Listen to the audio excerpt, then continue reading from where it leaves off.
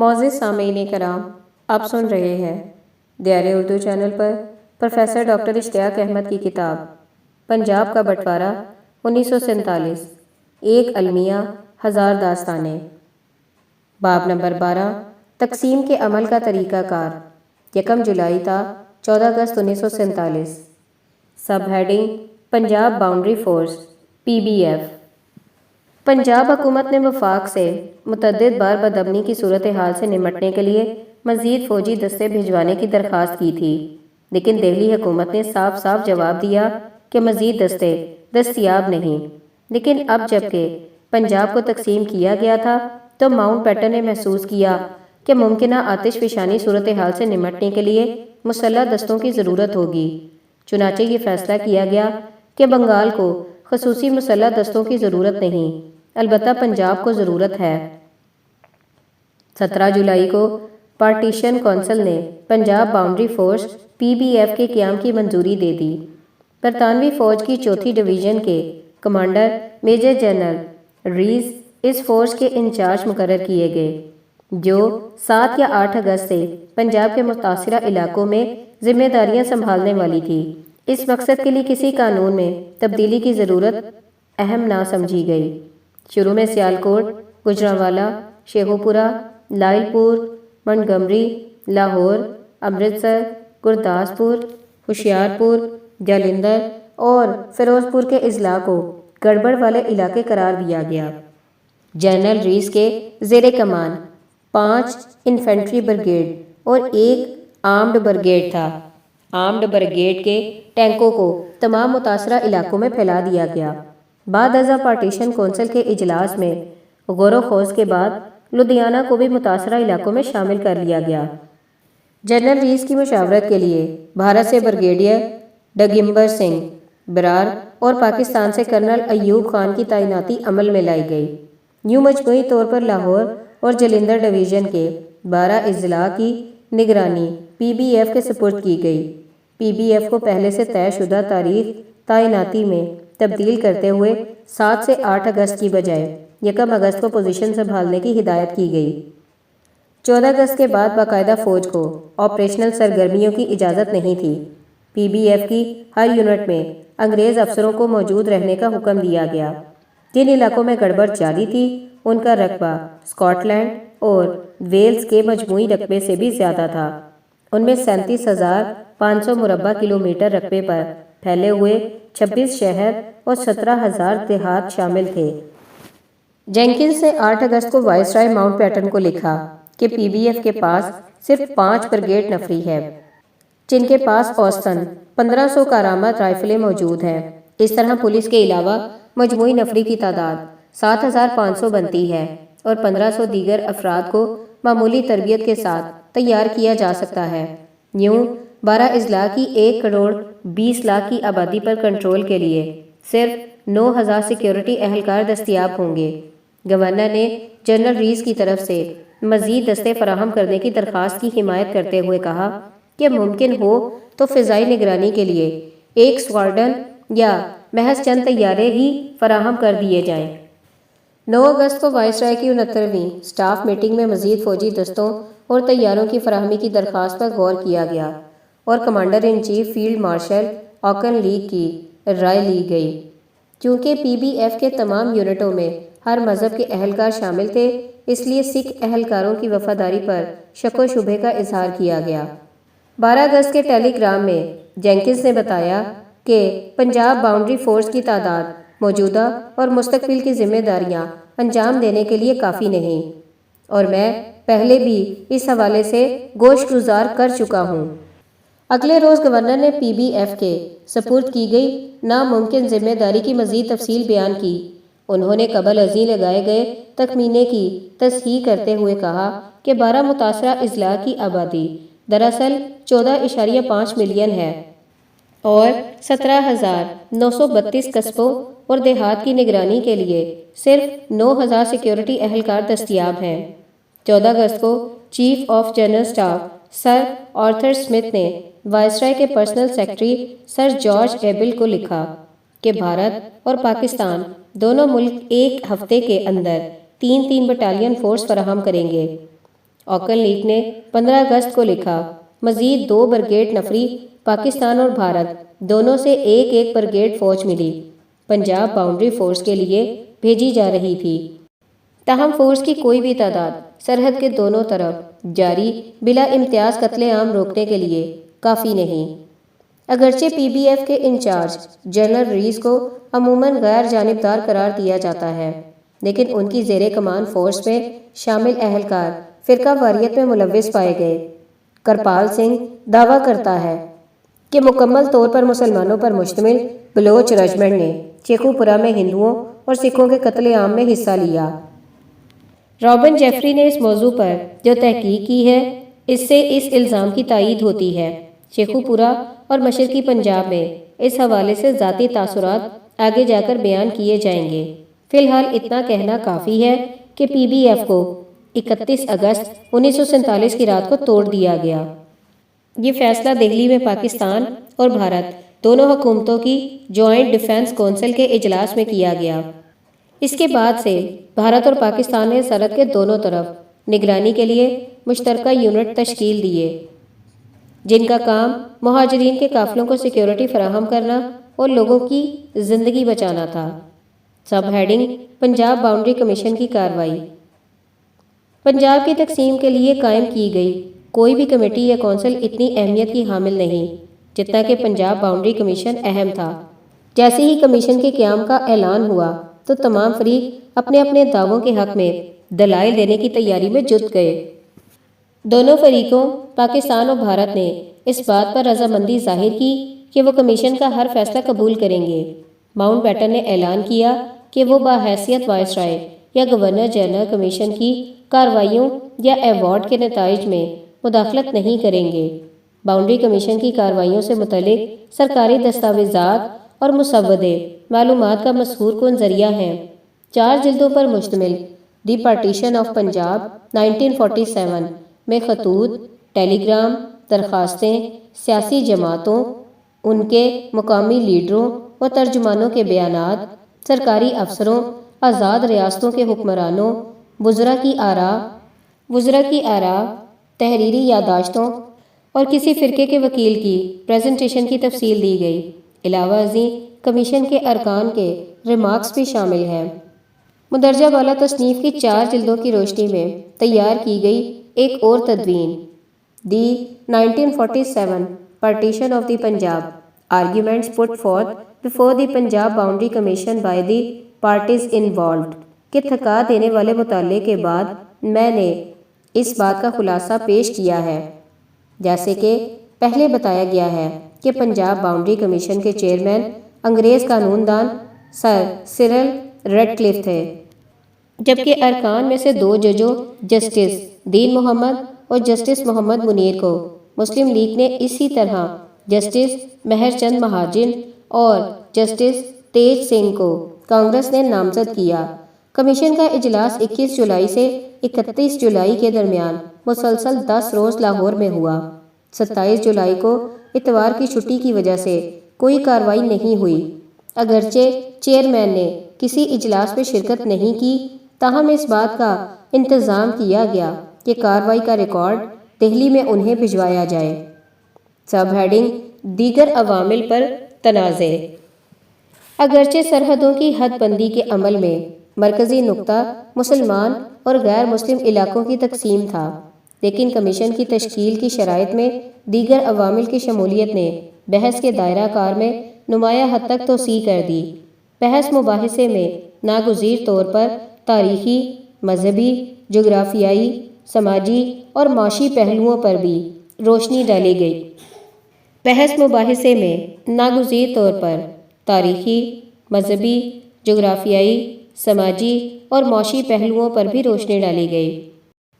مسلم اکثریت والی راولپنڈی ڈویژن پاکستان کو دینے اور غیر مسلموں کی زیادہ آبادی والی امبالہ ڈویژن بھارت میں شامل کرنے پر کسی فریق کو اعتراض نہیں تھا۔ اصل تنازع لاہور، ملتان اور جالندھر ڈویژن کے بعض علاقوں کی تقسیم پر تھا۔ فریقین کے وکلاء نے کمیشن کے روبرو تحریری یادداشتیں جمع کرائیں اور زبانی دلائل بھی دیے۔ ایم سی اسٹیل وارڈ نے ان دلائل کے ساتھ بریفنگ کا آغاز کیا کہ پنجاب باؤنڈری کمیشن کا ضابطہ کار یہ ہے کہ وہ کئی فریقوں کے دعووں کا دو پہلوؤں سے جائزہ لے۔ اول یہ کہ آبادی کی اکثریت کے لحاظ سے سرحدوں کا تعین کیا جائے، اور دوم دیگر عوامل کو بھی مد نظر رکھا جائے۔ انہوں نے دعویٰ کیا کہ باہم متصل دو الگ علاقوں کی اصلاح کی تشریح بڑی اکائی کے طور پر کی جانی چاہیے۔ اس کا مطلب چھوٹے یونٹ کے طور پر نہیں لینا چاہیے۔ یہ مختلف علاقوں کے حساب سے مختلف ہو سکتے ہیں۔ علاوہ ازیں یہ کہنے کی ضرورت نہیں کہ دیگر عوامل کی کم اہمیت ہے، اور نہ ہی یہ قرار دینا چاہیے کہ یہ مقامی نوعیت کے نتائج کی شکل میں سامنے آئے ہیں۔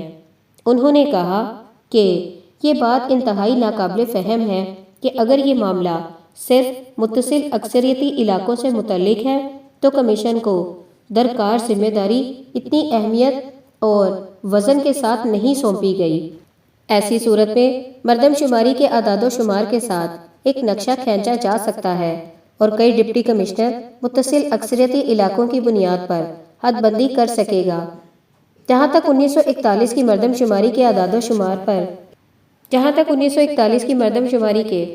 و شمار پر انحصار کا تعلق ہے تو ایم سی سٹیورٹ نے دعویٰ کیا کہ جب 1911 میں جداگانہ طرز انتخاب متعارف کرایا گیا تھا، جہاں تک 1941 کی مردم شماری کے بعد اعداد و شمار پر انحصار کا تعلق ہے تو ایم سی سٹیورٹ نے دعویٰ کیا کہ جب 1911 میں جداگانہ طرز انتخاب متعارف کرایا گیا تھا تو ہر مذہب کے افراد نے زیادہ سے زیادہ نشستیں حاصل کرنے کے لیے مختلف علاقوں میں جمع ہونا شروع کر دیا۔ 1941 تک یہ رجحان مضحکہ خیز شکل اختیار کر چکا تھا۔ دیگر عوامل پر زبردست زور دیتے ہوئے انہوں نے دعویٰ کیا کہ مغربی پنجاب کے سابق صحرائی علاقوں لائل پور اور منٹگمری کے نہری علاقوں کو زیادہ تر مشرقی پنجاب اور وسطی پنجاب سے تعلق رکھنے والے افراد نے آباد کیا، جنہیں ان علاقوں میں زمینیں الاٹ کی گئی تھیں۔ ان کالونیوں میں زیادہ تر سکھ جاٹوں کو ترجیح دی گئی۔ ان جاٹوں نے بڑے پیمانے پر زمینوں کی ملکیت حاصل کرنے کے علاوہ کاروبار اور تجارت بھی شروع کی، لہٰذا اگر لائل پور، سرگودا اور منٹگمری کے اضلاع مغربی پنجاب میں شامل کیے گئے تو کئی سکھ اور ہندو بھارت کو ہجرت کر جائیں گے، کیونکہ صوبہ سرحد اور شمالی پنجاب میں ہندو اور سکھ کچھ فسادات سے پہلے ہی ان میں عدم تحفظ کا احساس پایا جاتا ہے۔ کیونکہ صوبہ سرحد اور شمالی پنجاب میں ہندو اور سکھ کچھ فسادات سے پہلے ہی ان میں عدم تحفظ کا احساس پایا جاتا ہے۔ Sub heading Lahore. کانگریس کے وکیل نے بھرپور زور دے کر کہا کہ غیر مسلموں کی لاہور میں گہری ثقافتی جڑیں ہیں۔ انہوں نے وہاں کالج اور لائبریریاں تعمیر کروائیں، جبکہ ضلع میں ان کے غیر معمولی معاشی مفادات بھی ہیں۔ اگرچہ 1941 کی مردم شماری کے اعداد و شمار جو کانگریس کے نزدیک متنازع تھے کے مطابق لاہور میں مسلمانوں کی آبادی 60.62 جبکہ غیر مسلموں کی تعداد 39.38% تھی، لیکن مسلمان صرف 5,81,235 روپے اور غیر مسلم 12,63,830 روپے ٹیکس دیتے تھے۔ اس کے علاوہ مسلمانوں کی ملکیت میں اراضی صرف 5,11,867 ایکڑ تھی، جبکہ غیر مسلم 11,50,450 ایکڑ زمین کے مالک تھے۔ یوں پنجاب کی تقسیم کے معاشی پہلوؤں کو بھی زیر غور لایا گیا۔ لاہور شہر کے بارے میں انہوں نے دلائل دیے کہ آپ کو لاہور شہر کے بارے میں یہ یاد رکھنا ہوگا کہ یہاں 1941 کی مردم شماری کے مطابق مسلموں اور غیر مسلموں کی آبادی کا تناسب بالترتیب 61 اور 39% اور ضلع لاہور میں 64 اور 36% ہے۔ زیادہ تر زمین غیر مسلموں کی ملکیت میں تھی، اور فیکٹر متصل فیکٹر ہے جو شہری علاقوں اور بعض مقامات پر دیہات میں نظر آتا ہے۔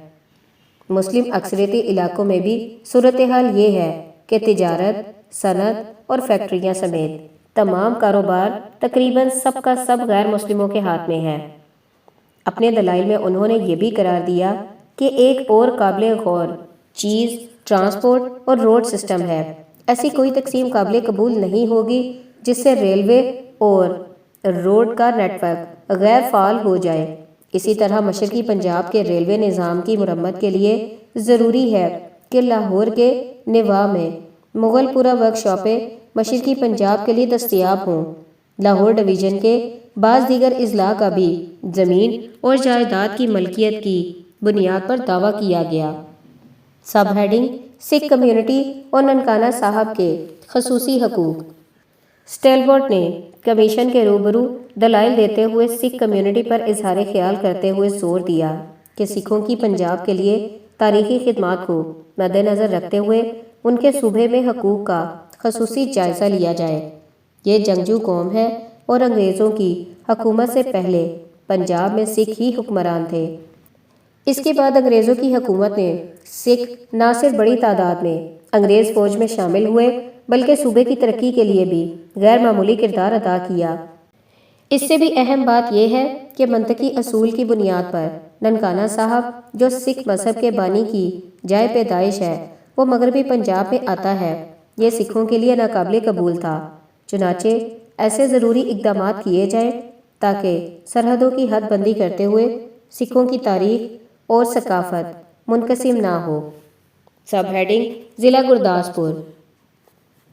اہم ضلع گرداسپور جو 4 تحصیلوں گرداسپور، شکر گڑھ، بٹالہ اور پٹھان کوٹ پر مشتمل تھا کا ذکر کرتے ہوئے سٹیلورٹ نے بتایا کہ 1921 تک گرداسپور میں غیر مسلموں کی اکثریت تھی، البتہ 1931 میں مسلمان 15,534 کی تعداد سے اکثریت میں آ گئے، جبکہ 1941 میں یہ تعداد 26,435 کی اکثریت تک پہنچ گئی۔ یوں 1941 کی مردم شماری کے مطابق گرداسپور میں مسلمانوں کی تعداد 5,84,932 تھی، جبکہ غیر مسلم 5,63,588 تھے۔ اس طرح یہ تناسب 50.6% مسلمان اور 49.4% غیر مسلم کا بنتا تھا۔ مسلمانوں کی اکثریت گویا بہت کم تھی۔ چاروں تحصیلوں میں مذہبی تناسب اسی طرح سے تھا۔ تحصیل گرداسپور 50.5% مسلمان، شکر گڑھ 51.3% مسلمان، بٹالہ 53% مسلمان اور پٹھان کوٹ میں 65% غیر مسلم تھے۔ ہر لحاظ سے منطقی تقسیم کی بنیاد پر گرداسپور ضلع کو مشرقی پنجاب میں شامل ہونا چاہیے۔ سٹیلورٹ نے موقف اختیار کیا کہ تجارت اور مواصلات کی بنیاد پر گرداسپور کا ضلع امرتسر سے گہرا تعلق تھا۔ امرتسر گرداسپور کی درآمدات کے لیے کلیئرنگ ہاؤس کا کام کرتا تھا۔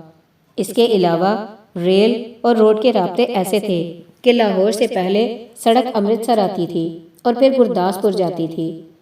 وادی کانگڑا بھی امرتسر اور لاہور سے براستہ گرداسپور منسلک تھی، لہٰذا امرتسر اور گرداسپور کو قطع نظر آبادی کے تناسب کے ایک یونٹ سمجھنا چاہیے۔ اس طرح مل کر یہ غیر مسلم اکثریت والا علاقہ بن جاتا تھا اور اسے مشرقی پنجاب میں شامل کر دینا چاہیے۔ گرداسپور کو مشرقی پنجاب میں شامل کرنے پر غور کی ایک اور بڑی وجہ اس کا سکھ تاریخ سے تعلق بتائی گئی ہے۔ کئی مشہور سکھ مزارات گرداسپور میں واقع تھے۔ سب ہیڈنگ مشرقی پنجاب کے لیے تجویز کردہ علاقے۔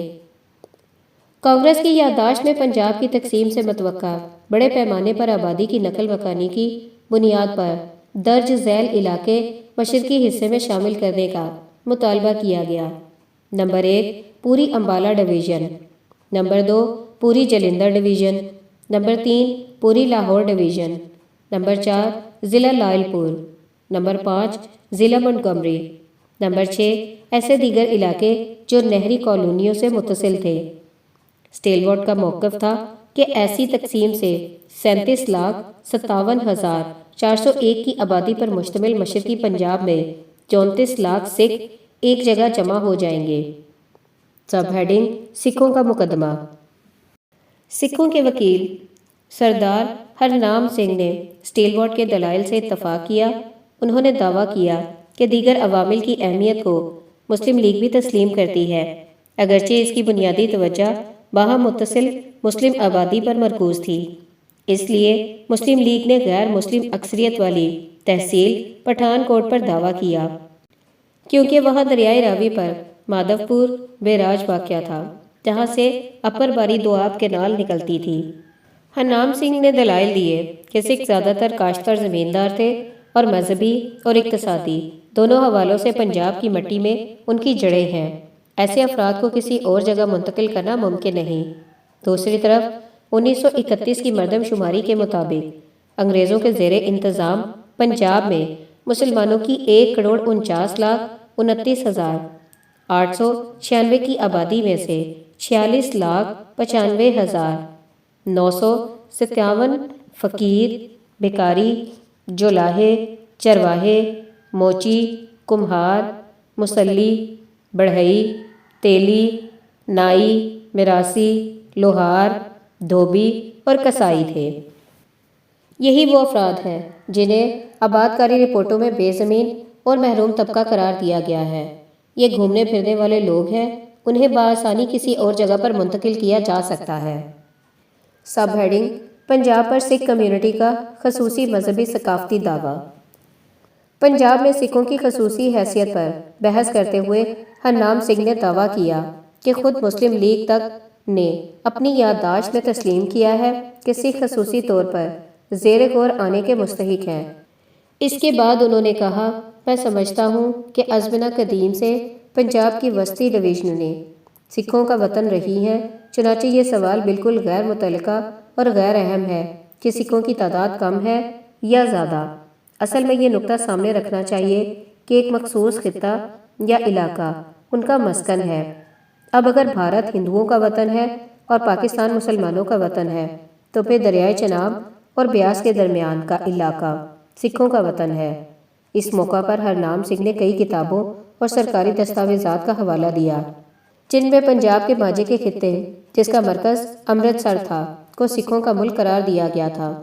اس لیے جب ایک علاقے کو کسی کمیونٹی کا وطن قرار دیا گیا تو اس پر اسی کمیونٹی کے حق کو محض اس لیے مسترد نہیں کیا جا سکتا کہ کوئی اور کمیونٹی وہاں اکثریت میں ہے۔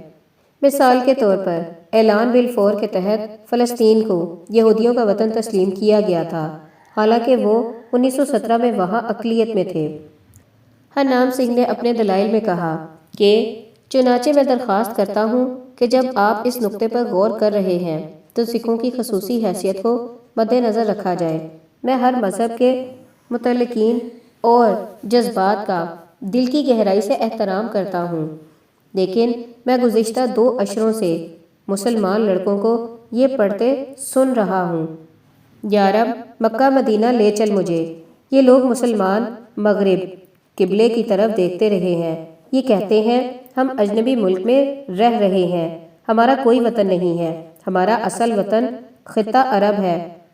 میں یہ کہہ کر اپنے ہندو بھائیوں کے جذبات کو ٹھیس نہیں پہنچا رہا کہ وہ ہریدوار اور بنارس کی زیارت کرتے ہیں اور مسلمان مکہ مدینہ کا حج کرتے ہیں، لیکن سکھوں کے امرتسر، ننکانہ صاحب، کرتارپور ضلع گرداسپور، تحصیل شکر گڑھ شہر، ان کے لیے مکہ مدینہ اور ہریدوار اور بنارس ہے۔